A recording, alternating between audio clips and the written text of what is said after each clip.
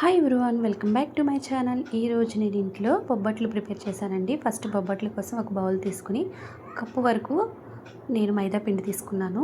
1 spoon వరకు బొంబాయి రవ్వ వేసుకుని కొంచెం సాల్ట్ వేసుకుని వాటర్ పోసుకుని కలుపుకోవాలి. ఇలాగా కొంచెం సాగుతుంది, వాటర్ పోసుకొని కలుపుకుంటూ ఉండాలండి. ఇలా కలుపుకున్న పిండిలో కొంచెం ఆయిల్ పోసుకుని ఒక 1 అవర్ వరకు మనం పక్కన పెట్టేసుకుందాం. తర్వాత కుక్కర్లో ఒక హాఫ్ అన్ అవర్ వరకు నానబెట్టుకున్న శనగపప్పును తీసుకున్నాను. 2 కప్పుల వరకు వాటర్ పోసుకుని స్టవ్ మీద పెట్టుకోవాలి. 5 విజిల్స్ వచ్చేంత వరకు ఉంచుకోవాలి. ఇలాగా కుక్కర్ తీసిన తర్వాత పప్పు ఇలా ఉండాలండి. మనకి ఎక్కడ వాటర్ కంటెంట్ అనేది లేకుండా ఎగిరిపోవాలి, మొత్తం పప్పు ఉడికిపోవాలి. ఇలా ఉన్న దానిలో మనం 1 కప్పు వరకు బెల్లం వేసుకుందాం.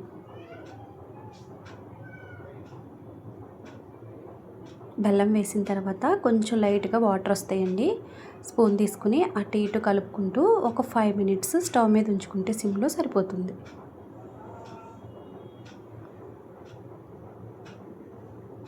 ఇలా ఈ మిశ్రమాన్ని ఒక 5 మినిట్స్ ఫ్యాన్ కింద పెడితే చల్లారిపోతుంది. చల్లారిపోయిన తర్వాత మనం మిక్సీ పట్టేసుకోవాలి. ఇలా మిక్సీ పట్టేసుకుని పక్కన పెట్టుకుని స్టవ్ మీద ప్యాన్ పెట్టుకుని 2 స్పూన్ల వరకు నెయ్యి వేసుకున్నాను.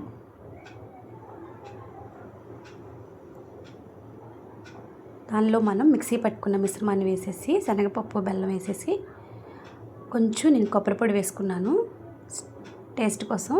మీకు ఇష్టం లేకపోతే స్కిప్ చేసేయచ్చు. కొబ్బరి పొడి వేసిన తర్వాత అడుగంటుతుందండి, చూసుకుని జాగ్రత్తగా కలుపుకొని చల్లారిన తర్వాత ఇలా ఉండలు చుట్టుకోవాలి. నేను ఇలా ఉండలు చుట్టేసుకుని పక్కన పెట్టేసుకున్నాను. మనం నానబెట్టుకున్న మైదా పిండి ఉంది కదా, అది ఒకసారి ఇలాగా చేత్తో స్మాష్ చేసేసుకోవాలి. తర్వాత ఆ మైదా పిండిని తీసుకుని ఇలాగ స్టఫింగ్ లాగా మనం చేసుకున్న ఉండలు పెట్టేసుకుని ఇలా పైన మొత్తం క్లోజ్ చేసేయాలి. ఎగస్ట్రా ఉన్న పిండిని తీసేసి పక్కన పెట్టేసుకోవాలి.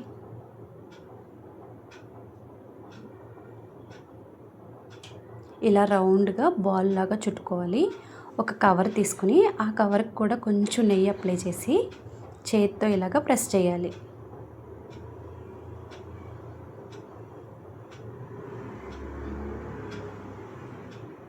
ఇలా చేస్తే సరిపోతుంది.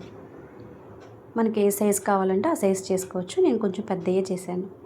స్టవ్ మీద అట్ల పేడం పెట్టుకుని కొంచెం గీ వేసుకుని 1 స్పూన్ వరకు మనం చేసుకున్న బొబ్బట్ని ఇలాగ వేసేసుకుని లైట్ కలర్ వచ్చేంత వరకు కాల్చుకోవాలి. పొయ్యి సిమ్లోనే పెట్టుకోవాలి, హైలో మాత్రం అస్సలు పెట్టకండి, మాడిపోతుంది. ఇలాగా ఇంకో పక్కకి టర్న్ చేస్తూ ఇలా కాల్చుకోవాలి.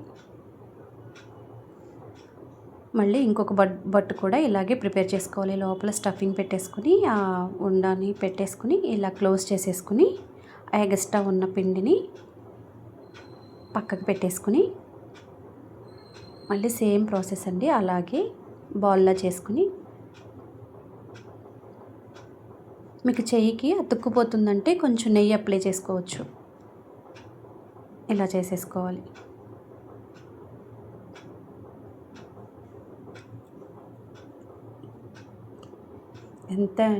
అంతేనండి, ఎంతో టేస్టీగా ఉంటాయి బొబ్బట్లు, చాలా బాగుంటాయి అన్నమాట.